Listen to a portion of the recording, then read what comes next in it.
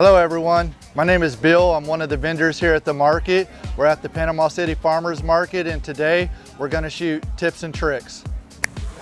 So right here we have an example of a pastry vendor with their displays are very visible, they're individualized for each product, and they stand out. So when a customer comes up, they're going to readily see what's available. Here's an example at St. Andrew Pepper's company of a sauce product where they have their gift baskets displayed, their individual sauces.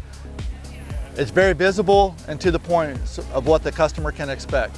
For a larger vendor, this is a 2-tent setup with a wide display of all their products, which really helps the customer know what's available. And here's an example of stands being used to showcase the products in a very clear and concise way. So as you can see, having a very clear and open display helps showcase your products. That not only helps you as a vendor, but it also helps your customers understand what you are offering to them and helps make the buying and transaction process a much more pleasurable experience for all.